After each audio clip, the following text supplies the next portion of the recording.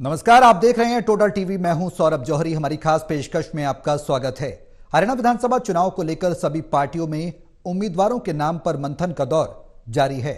प्रदेश में बीजेपी और कांग्रेस के बीच विधानसभा के रण से पहले उम्मीदवारों के चयन ने सियासी गलियारों का तापमान बढ़ा दिया है। सटीक और जिताऊ उम्मीदवार दोनों ही पार्टियों की प्राथमिकता है। बीजेपी ने जहां 55 उम्मीदवारों के नाम लगभग फाइनल कर लिए हैं ऐसा माना जा रहा है, तो वहीं कांग्रेस की स्क्रीनिंग कमेटी की बैठक में उम्मीदवारों के नामों पर चर्चा हो रही है। बताया जा रहा है कि स्क्रीनिंग कमेटी की बैठक के बाद सीईसी की बैठक होगी, जिसमें उम्मीदवारों के नाम पर अंतिम मोहर लगना तय है। बीजेपी जहां 10 साल के शासन के बाद तीसरी बार सत्ता में आने की कवायद कर रही है, तो कांग्रेस में भी 10 साल का सूखा खत्म करने की कोशिशें जारी हैं।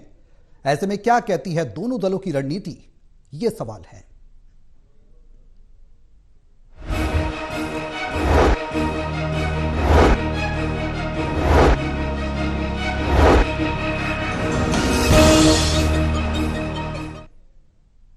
सियासी दलों का विनिंग फॉर्मूला क्या होगा? एंटी इनकम्बेंसी को कम कैसे किया जाएगा बीजेपी की ओर से, और कांग्रेस किस तरीके से एंटी इनकम्बेंसी को भुनाएगी उम्मीदवारों का सटीक सिलेक्शन कर कि सटीक उम्मीदवार आए, जिताऊ आए, टिकाऊ आए और जनता के बीच में पैठ उसकी मजबूत हो। अब सवाल है कि राजनीतिक दलों की सियासी रणनीति में किसकी शय किसकी मात होगी, ये तो 4 अक्टूबर को पता लगेगा। लेकिन फिलहाल उम्मीदवारों के चयन को लेकर सियासी माहौल हरियाणा का गर्माता हुआ नजर आ रहा है। रणनीति क्या कहती है सियासी दलों की, खासकर बीजेपी और कांग्रेस में जबरदस्त टक्कर देखने को मिलती नजर आ रही है। तमाम सवालों के जवाब तलाशने की कोशिश करेंगे। हमारे सहयोगी हमारे साथ मौजूद हैं। हिसार से associate editor doctor Mahesh Kumar, Panipat से एसोसिएट एडिटर देवेंद्र कथुरिया और वरिष्ठ पत्रकार वीरेंद्र सोनी जी हमारे साथ चर्चा में रहेंगे। आप सभी के साथ मैं चर्चा को आगे बढ़ाऊं, लेकिन उससे पहले एक रिपोर्ट दिखाते हैं। रिपोर्ट देखिए, फिर करेंगे चर्चा की शुरुआत।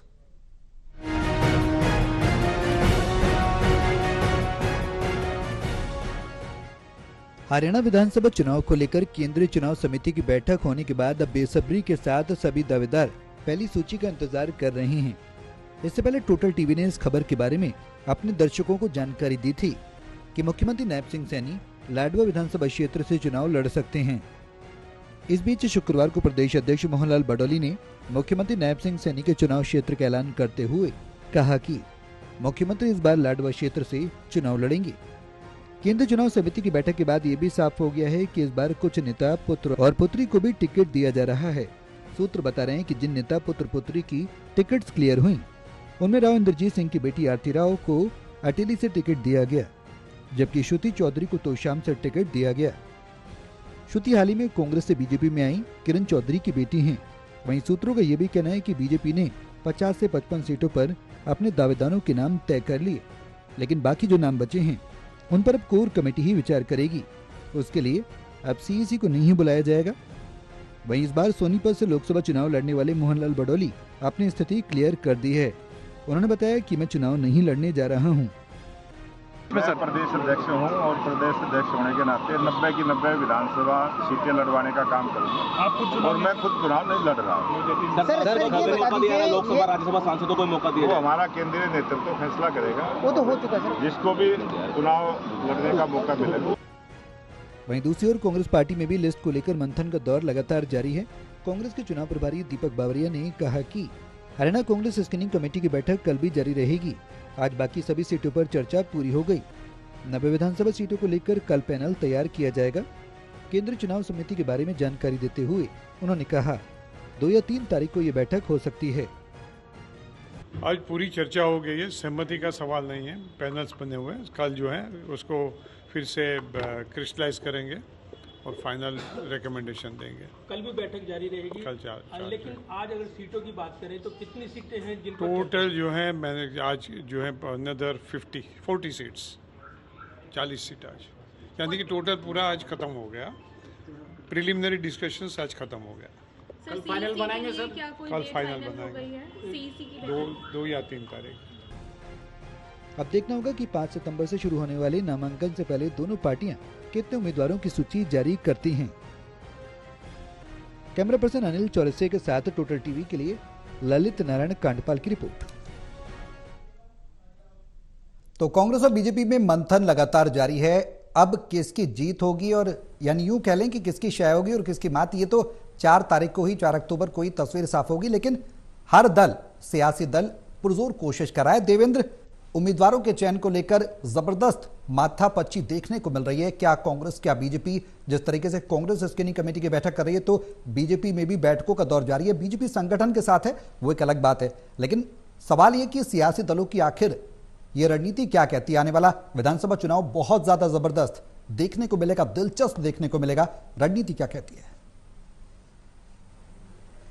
देखिए सौरभ, हरियाणा विधानसभा चुनाव 2024 की सियासी जंग जो है उसके लिए अब मैदान सजने वाला है। इस मैदान में कौन किस पॉइंट पर खड़ा होगा, उस तरह की कसरत चल रही है। देखिए, बीजेपी हर हाल में सरकार बनाना चाहती है। तीसरी बात, जो भी उपाय करने पड़े, जो प्रयोग करने पड़े, जिस तरह के फैसले लेने पड़े, पार्टी पीछे नहीं हट रही। और पार्टी का ये एक इस तरह का मजबूत, मैं ये कहूंगा कि मजबूत हथियार भी है कि जिस तरीके से जो जरूरत हो समय के हिसाब से बीजेपी उस कदम को उठाने में देरी नहीं करती। तुरंत मीटिंग होती है, फैसला लिया जाता है, उसका इंप्लीमेंटेशन और मॉनिटरिंग सब कुछ हो जाता है। लेकिन इस मामले में कांग्रेस थोड़ा पीछे है। लेकिन लोकसभा चुनाव के जो परिणाम आए हैं, 4 जून को जो परिणाम आए थे जी, कांग्रेस के लिए वो बूस्ट अप का काम कर रहे हैं। कांग्रेस को एक उम्मीद नजर आ रही है।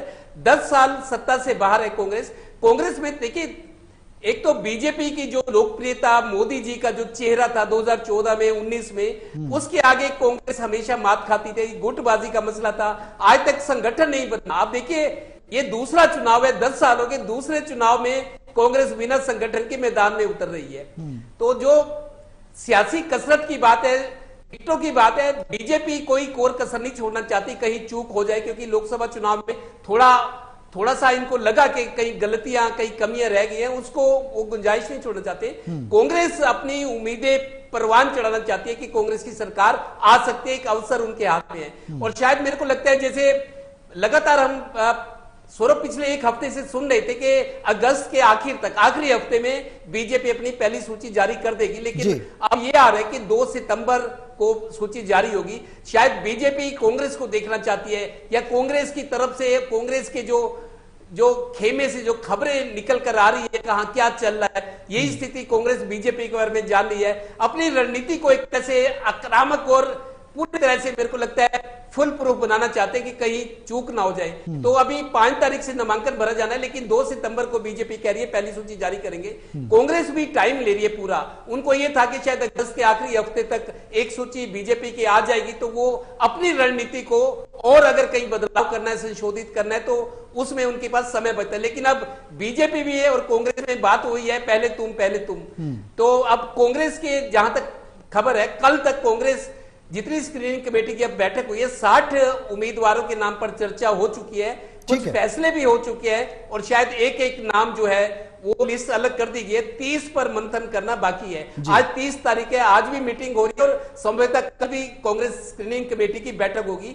तो ये कल 31 अगस्त तक महीना खत्म होते होते 90 के 90, 60 और 30, 90 के 90 जो उम्मीदवार हैं, कौन उम्मीदवार हो सकते हैं, उनका मंथन करके उनकी केंद्रीय चुनाव समिति जो कांग्रेस के, उनके सुपुर्द कर दिए जाएंगे। और मेरे को लगता है 2 या 3 सितंबर को कांग्रेस भी अपनी उनकी नेशनल बॉडी की जो इलेक्शन कमेटी है उसकी भी मीटिंग हो रही है, और बीजेपी की भी होनी है। तो अभी 5 तारीख से नामांकन की तैयारी है, लेकिन बहुत सारे जो दावेदार हैं उनको संशय है कि शायद उम्मीदवार बन पाए ना बन पाए। अभी तो दावेदार है, लेकिन कुछ इंतजार कर रहे हैं। कुछ लोगों को जिनको ये है कि जिनका नाम पक्का है, जिनको उस तरह के संकेत भी हैं और उनको समझ भी आता है कि हमारे मुकाबले कोई और टिकने वाला नहीं है दावेदारी में, तो वो लोग तो तैयारी अंदर खाते कर रहे हैं। लेकिन अभी कांग्रेस की बात करें तो सब लोग जो है डेरा डाले हुए हैं दिल्ली में। भूपेंद्र सिंह हुड्डा की कोठी हो या प्रभारी दीपक बावरिया, उनके सारा दिन सुबह से रात तक कोई हर तरह की लोडिंग हो रही है कि उनको प्रभावित किया जाए, इंप्रेस किया जाए, और मेरे पर उनकी नजरें इनायत हो, इस तरह की कोशिशें चल रही हैं। बीजेपी में हालांकि ये चीजें कम है, लेकिन कांग्रेस वाले अंदर तक घुसकर अपनी पैरवी करने में, किसी और के जरिए लगे हुए हैं। तो अभी बीजेपी कांग्रेस में अभी तो टिकटों की कसम कशी है। और जिलों में जहां तक बात है, इन पार्टियों के जो दावेदार हैं या जो उम्मीदवार बनेंगे, उनके समर्थक परिवार वाले दफ्तरों को संभाल रहे हैं, उनकी मैनेजमेंट आगे की रणनीति किस तरह की रहेगी देवेंद्र, ये सुगबुगाहट अभी भी देखने को मिल रही है और इसको लेकर सस्पेंस भी बरकरार है। महेश, बीजेपी ने 55 नामों का लगभग नामों को तय कर दिया है, फाइनलाइज मान लिया जाए। अब बचे हुए नामों पर आगे की रणनीति बैठक के बाद मंथन होगा, ये बात तो बीजेपी की तरफ से कही जा रही है। कांग्रेस की ओर से प्रभारी दीपक बावरिया कह रहे हैं कि 40 सीटों पर आज फाइनलाइज हुआ है, मंथन हुआ है। रणनीति दोनों ही पार्टियों की क्या कहती है, मास्टर प्लान क्या है और किस तरीके का ये चुनाव हरियाणा विधानसभा का इस बार का होता हुआ नजर आ रहा है?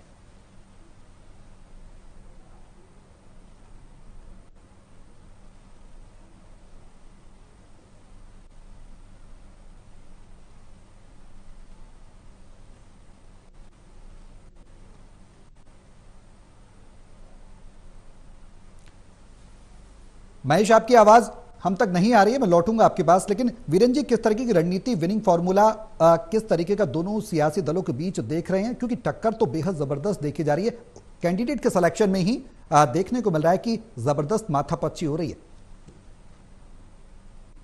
ये देखिए, कांग्रेस के टिकट के दावेदार ज्यादा हैं, लेकिन जो कांग्रेस की टिकट का फैसला करने वाले हैं वो लोग कौन हैं? क्या जो वरिष्ठ नेता हैं, 3-4 वरिष्ठ नेता हैं प्रदेश के, उन लोगों की भूमिका है? जबकि हरियाणा में भारतीय जनता पार्टी में देखा जाए तो वहां पार्टी के सभी जो वरिष्ठ नेता है उनको बुलाया गया। कांग्रेस में जो एक जो पारदर्शिता चाहिए तो उसका एक अभाव झलकता है। हालांकि कांग्रेस ने आवेदन तो मांगे हैं और आवेदन अच्छी खासी संख्या में आए, 2500 से अधिक आवेदन आए हैं, लेकिन क्या जब उन पर चर्चा हो रही है, जिस तरह से उस पर एक सूची बनाई गई है, इंटरव्यू भी लिए गए हैं, तो क्या इसके अलावा और भी जो नेताओं के जो पक्ष विपक्ष की बात होती है तो क्या उस स्तर तक बात हुई है? लेकिन भारतीय जनता पार्टी में ऐसी हो रहा है कि वहां पर किसी व्यक्ति विशेष की छाप नहीं है, चाहे मनोहर लाल जी भी हो, तो वहां पर ऐसा कोई प्रभाव नहीं है। वहां पर सिर्फ यही प्रभाव है कि जो चुनाव जीत सकता है, जो पार्टी के प्रति समर्पित और निष्ठावान है, तो भारतीय जनता पार्टी सिर्फ उसी पर फोकस कर रही है। कांग्रेस में गुटबाजी है, भारतीय जनता पार्टी में गुटबाजी नहीं है। अगर गुटबाजी तो है लेकिन उस स्तर तक ही नहीं है। कांग्रेस के अंदर तो एक दूसरे को चुनौती दे रहे हैं, लेकिन भारतीय जनता पार्टी में ऐसा नहीं है। जो कुछ भी है बंद कमरे के अंदर है, लेकिन कांग्रेस की बातें सार्वजनिक भी हो रही है और अपने आप को चुनौती भी हो रही है। और ये मुख्यमंत्री पद के दावेदार की जिस तरह लड़ाई हो रही है, लेकिन भारतीय जनता पार्टी में ऐसा नहीं है। क्योंकि भारतीय जनता पार्टी में कुछ इस बार के जो है समर्पण की मुद्रा में इसलिए क्योंकि जो नेताओं के बेटे या बेटियां हैं उनको टिकट दी जा रही है। पहले ऐसी परंपरा नहीं थी, 2014 में मोदी जी ने इसको जो रिजेक्ट कर दिया था, लेकिन अब तीसरी बार सत्ता में आना है क्योंकि सत्ता विरोधी लहर भी है, तो इसलिए जो लोकप्रिय चेहरे हैं जो चुनाव जीत सकते हैं वो किसी भी स्थिति में चुनाव जीतने की स्थिति में होनी चाहिए, पार्टी उनको टिकट दे रही है। पार्टी ने अब चाहे प्रदेश अध्यक्ष हैं वो मोहनलाल ब्रोडी ने इसलिए फैसला किया है कि जो लोकसभा का चुनाव था पिछली बार उसमें मनोहर लाल जी थे, वो भी चुनाव लड़ रहे थे, और नैब सिंह सैनी हैं वो उसमें प्रदेश अध्यक्ष भी थे, मुख्यमंत्री भी थे, वो भी चुनाव लड़ रहे थे। तो चुनाव लड़ाने वाला कौन था? सभी जो प्रमुख लोग थे चुनाव लड़ रहे थे, और अनिल विज ने अपने आप को अंबाला तक सीमित कर लिया था। तो ऐसे में पार्टी के पास एक संकट की स्थिति पैदा हो गई थी। तो इसलिए पार्टी ने जो पदाधिकारी हैं उनका तय कर लिया गया कि जो पार्टी के पदाधिकारी हैं वो चुनाव लड़ेंगे नहीं लड़ाएंगे, चाहे वो जिला स्तर के हैं चाहे प्रदेश स्तर के हैं। तो इसलिए पार्टी के सामने अपना दृष्टिकोण स्पष्ट है, जबकि कांग्रेस में ऐसा है नहीं। कांग्रेस में तो संगठन ही नहीं है। अब सोनीपत के अंदर कविता जैन का नाम तय किया गया है। कविता जैन अल्पसंख्यक समुदाय से है, मतलब जैन समाज से है, तो महिला होने के नाते, हालांकि 2009 में भी जीती थी, 2014 में जीती, 2019 में हार गई, तो इस बार पार्टी उनको टिकट देने जा रही है। राई से मोहनलाल ब्रोडी के स्थान पर कौन होगा? कोई त्यागी समाज का भी प्रत्याशी हो सकता है, क्योंकि त्यागी समाज से पार्टी ने किसी को प्रतिनिधित्व नहीं दिया आज तक, तो इसलिए त्यागी समाज के लिए भी संभावना बनी हुई है। अभी पार्टी ने तय नहीं किया कि राई से कौन लड़ेगा। इस तरह प्रोफेसर रामविलास शर्मा जो काफी वरिष्ठ 76 वर्ष हो गए, क्या इस बार चुनाव लड़ेंगे या उनके बेटे को टिकट दिया जाएगा? पार्टी ने यह तय करना है। ऐसे ही ज्ञानचंद गुप्ता के बारे में तय करना है पंचकुला से, क्योंकि वो अब चुनाव लड़ेंगे या उनके परिवार के किसी सदस्य को टिकट दिया जाएगा या कहीं नया चेहरा मैदान में लाया जाएगा। तो इस तरह के नीतिगत फैसले भारतीय जनता पार्टी को भी करने, अभी वो तय नहीं हुए हैं। तो इसलिए भारतीय जनता पार्टी का प्रयास है कि सारी सूची एक साथ ही आए, तो इसलिए सूची में विलंब हो रहा है। कुछ सूची पर जो है विचार विमर्श अंतिम चरण में हो चुका है, तो ऐसे में लगता है कि जो सूची आएगी वो लगता है अधिक से अधिक जो है 70-80 की भी आएगी, ताकि लोगों में कोई संशय ना रहे, कोई टकराव ना हो। तो इसलिए कांग्रेस की अपनी एक अलग रणनीति है, तो कांग्रेस अपनी रणनीति के हिसाब से चल रही है। कांग्रेस को इस बात का डर है कि बगावत का डर कांग्रेस में ज्यादा है, भारतीय जनता पार्टी में कम है। तो ये भारतीय जनता पार्टी में अगर मान लीजिए करनाल में नैब सैनी के स्थान पर अब सीट रिक्त हुई है, तो वहां को जगमोहन आनंद को, क्योंकि पंजाबी चेहरा, लोकप्रिय चेहरा वही है, उनको चुनाव लड़ाया जा रहा है। ऐसे पानीपत के अंदर चाहे संजय भाटिया लड़े, चाहे प्रमोद विज लगे, दोनों में कोई टकराव नहीं है, एक ही बात तक कोई भी चुनाव लड़े, क्योंकि संजय भाटिया ने प्रमोद विज से स्वीकृति ले ली है, बैठक के अंदर ऐसा संकेत भी दिया गया है। तो इसलिए अगर प्रमोद विज की टिकट कटती है तो उनको कोई विरोध नहीं होगा।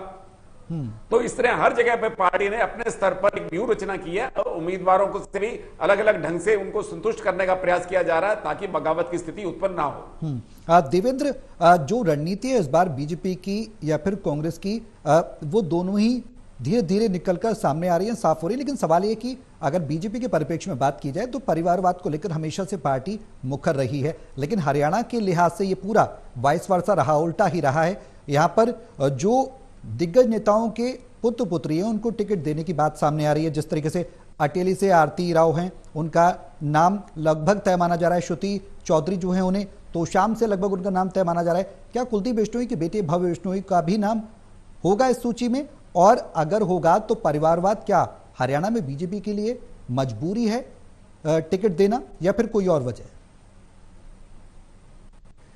देखिए सौरभ, फैसले हमेशा हालात के हिसाब से लिए जाते हैं, वो राजनीति हो या क्रिकेट का मैदान हो या व्यापार से जुड़े कोई मसला हो। हालात जिस तरह के हैं, उस हालात से बाहर निकलने के लिए, हालात को ओवरकम करने के लिए क्या कुछ करना जरूरी है, इस पर निर्भर करता है। तो बीजेपी ने अब ये फैसला लिया है कि जो पहले तो परिवारवाद को लेकर कांग्रेस पर हमलावर होती थी बीजेपी, के वंशवाद, परिवारवाद, हमेशा हमले होते थे कांग्रेस पर, लेकिन अब जब खुद से वास्ता पड़ा है तो लगता है बीजेपी को ये करना भी जरूरी है राजनीति में। अगर डॉक्टर का बेटा डॉक्टर बन सकता है, व्यापारी का बेटा व्यापारी बन सकता है, वकील का बेटा वकील बन सकता है, तो ये सारी दलीलें ये राजनीति से जुड़े लोग देते हैं। जब परिवारवाद या वंशवाद की बात आती है तो ये कहते हैं कि जब कोई पिता अपने बेटे को अपनी लाइन पर चला सकता है तो फिर राजनीति में ऐसा क्यों नहीं हो सकता। लगता है इस जरूरत को और इस मजबूरी को बीजेपी ने समझा है। और दूसरी बात, जैसे मैं 2 दिन से कह भी रहा हूं कि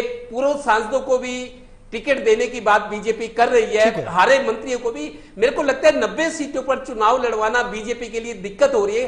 कई जगह पर मजबूत या ठोस कैंडिडेट, चूंकि एंटी इनकम्बेंसी वाला फैक्टर बहुत मुख्य है, और मसले हैं, किसान आंदोलन है, बेरोजगारी का इशू है, परिवार पहचान पत्र वाला है, प्रॉपर्टी आईडी, बहुत सारे तमाम मुद्दे हैं जिनको लेकर नुकसान कर सकते हैं। तमाम मुद्दे हैं जिनको लेकर सियासी दल खासकर बीजेपी के लिए चुनौती जरूर बनते नजर आ रहे हैं। महेश, जो रणनीति है, मास्टर प्लान है, सियासी दलों का क्या कहता है? बीजेपी और कांग्रेस दोनों पर ही आपसे प्रतिक्रिया चाहेंगे।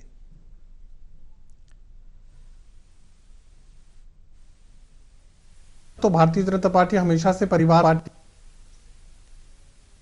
तरह का मुद्दा भारतीय जनता पार्टी के लोग नहीं उठा सकते हैं, क्योंकि परिवारवाद को आत्मसात कर लिया, स्वीकार कर लिया भारतीय जनता पार्टी ने हरियाणा प्रदेश में, और अगली पीढ़ी को यहाँ पर टिकट देने का काम भारतीय जनता पार्टी की तरफ से किया जा रहा है। लेकिन यहाँ पर कांग्रेस पार्टी का किया जाए तो कांग्रेस पार्टी भी ये जांचने की कोशिश कर रही है कि जिस तरीके से जेपी दलाल की तरफ से एक बयान दिया गया था जिसमें कहा गया था कि अगर कांग्रेस पार्टी ने सरकार बना भी ली तो 6 महीने से ज्यादा नहीं चला पाएंगे। दिल्ली में जो उनकी सरकार बैठी है वो 6 महीने से ज्यादा हरियाणा की सरकार को नहीं चलने देगी। इसके बाद से मुझे लगता है कि कांग्रेस पार्टी के नेताओं में संजीदगी बहुत ज्यादा यहाँ पर देखने को मिल रही है। वो ये सुनिश्चित कर देना चाहते हैं कि कोई भी ऐसा विधायक जीतकर जो है कांग्रेस पार्टी की तरफ से नहीं जाए, जो जिसकी इंटीग्रिटी, जिसकी जो है आस्था यहाँ सवालों के घेरे में हो। हालांकि राजनीति में कभी भी कुछ भी हो सकता है, लेकिन फिलहाल कांग्रेस पार्टी के रणनीतिकार सुनिश्चित करना चाहते हैं कि जो लोग कांग्रेस पार्टी की टिकट पर चुनाव लड़ने जाएं, जीतने जाएं, वो कांग्रेस पार्टी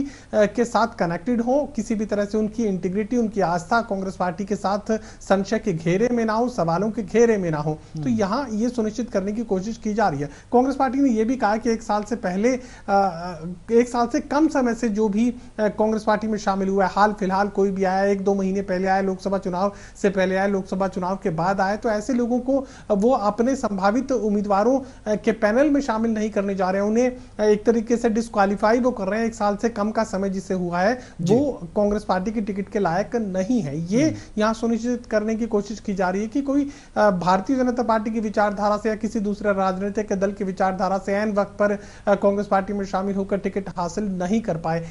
मूल रूप से बात कही जा सकती है कि जिताऊ वाला जो फैक्टर है वो भारतीय जनता पार्टी के लिए अब बहुत ज्यादा हो चुका है। और कांग्रेस पार्टी का जिक्र किया जाए तो यहाँ पर चूंकि उनके पास अच्छी खासी तादाद तमाम 90 विधानसभा सीटों पर जो है संभावित उम्मीदवारों की है, उनमें जिताऊ चेहरे भी हैं। तो ऐसे में यहाँ एक तरीके से जांचने का काम, परखने का काम कांग्रेस पार्टी में ज्यादा हो रहा है। इंटीग्रिटी भी एक बड़ा फैक्टर अब बनने जा रही है। भारतीय जनता पार्टी जिस तरीके से सरकार को एक अनिश्चितता के घेरों में खड़ा करने की जो कोशिश है, जो एक नेता की तरफ से, जेपी दलाल की तरफ से बयान दिया गया, उसके बाद से अब कांग्रेस पार्टी का शीर्ष नेतृत्व, चाहे मल्लिकार्जुन खड़गे, राहुल गांधी या फिर हरियाणा प्रदेश कांग्रेस कमेटी, ये सुनिश्चित करना चाहती है कि अब कोई भी ऐसा शख्स कांग्रेस पार्टी की टिकट हासिल नहीं करे जिसकी इंटीग्रिटी कांग्रेस पार्टी के पार्टी जिन्हें सरकार को डिसेबल करने में, सरकार को एक तरीके से हिलाने में सक्षम हो सकती है। तमाम ऐसी संभावनाओं को खारिज करने के लिए पहले से यहां पर रणनीति, एक फुल प्रूफ प्लान। जी वीरेन जी, जो रणनीति अगर कांग्रेस की बात करें तो कांग्रेस में कहीं ना कहीं आपसी नूरा कुश्ती है, ये किसी से छिपी भी नहीं है। अब सवाल ये कि टिकटों को लेकर जिस तरीके से पहले भी बीते चुनाव में भी हमने देखा कि नूरा कुश्ती देखने को मिली, भूपेंद्र हुड्डा पर आरोप लगे कि अपने अपनों को टिकट दिलवाए जाते हैं। ऐसे में बीच का कोई रास्ता निकालेगा शीर्ष नेतृत्व। तो दीपक बावरिया ने बड़ी बात भी कही कि सीएम फेस कोई भी हो सकता है, जरूरी नहीं है कि उसको टिकट दिया जाए। तो कहीं ना कहीं संकेत दिया जा रहा है कि सभी को संतुलन के साथ बनाया जाएगा। कांग्रेस में टिकटों को लेकर किस तरीके की गुणागणित देखने को मिल सकती है?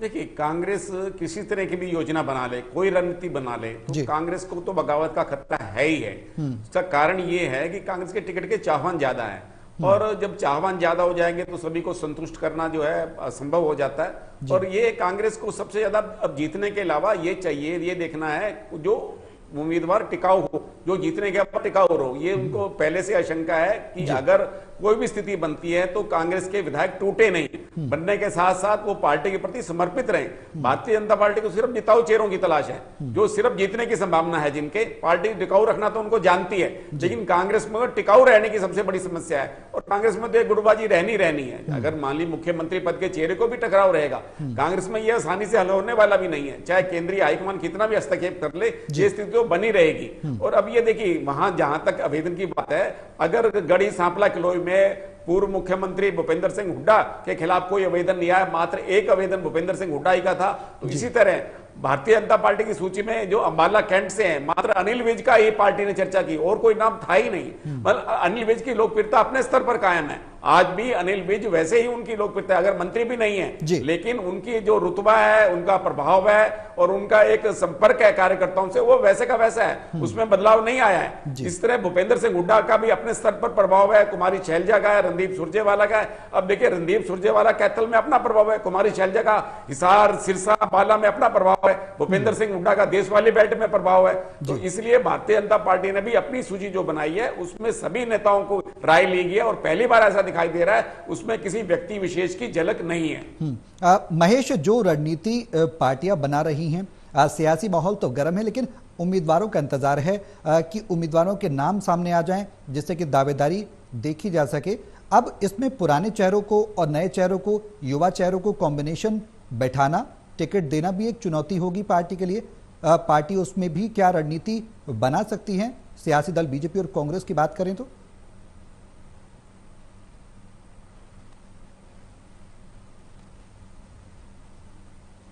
देखिए, ये भारतीय जनता पार्टी की सबसे पहली और आखिरी शर्त है। जिताऊ होना चाहिए, जिताऊ उम्मीदवार होना, ये भारतीय जनता पार्टी की सबसे पहली और आखिरी शर्त है। जिताऊ होना चाहिए, बाकी सब भारतीय जनता पार्टी के लोग देख लेंगे। तो यकीनन यहाँ जिताऊ ही सबसे बड़ा फैक्टर भारतीय जनता पार्टी के लिए है। हालांकि यहाँ कुलदीप बिश्नोई एक बड़ी कामयाबी यहाँ पर हासिल करते हुए नजर आ रहे हैं। कुलदीप बिश्नोई ने बड़ा दबाव यहाँ पर अपनी पार्टी पर बनाया, और यहाँ तक कि पार्टी के श्रेष्ठ नेतृत्व के सामने अपने जो शब्दों को जाहिर कर दिया, और एक तरीके से दबाव इस कदर बनाया कि उन्होंने अपने समर्थक को टिकट दिलवाने में कामयाबी हासिल कर ली। उसका आधिकारिक ऐलान अभी बाकी है, जिससे हिसाब में एक बड़ा फेरबदल देखने को मिला है। मैं जिक्र कर रहा हूं नलवा विधानसभा क्षेत्र का, जहां पर कुलदीप बिश्नोई ने अपने साथी, अपने सहयोगी रणधीर पनिहार को टिकट दिलवाने में कामयाबी हासिल कर ली और इसकी वजह से यहां जो ओबीसी के सबसे बड़े नेता, जो कि हरियाणा प्रदेश में भारतीय जनता पार्टी के सबसे बड़े ओबीसी के चेहरे माने जाते थे, डिप्टी स्पीकर रणबीर गंगवा, उन्हें अपना विधानसभा क्षेत्र छोड़कर जो है अब रिप्लेस कर दिया गया है। अब उन्हें बरवाला विधानसभा क्षेत्र में रिप्लेस किया गया और यहां पर एक धोखे का सामना यहां जोगीराम सिहाग को करना पड़ा। दरअसल जोगीराम सिहाग को गारंटी दी गई थी टिकट की यहां मनोहर लाल खट्टर की तरफ से, लेकिन वो गारंटी अब नाकाम साबित हुई है और यहां जोगीराम सिहाग को एक तरीके से सियासी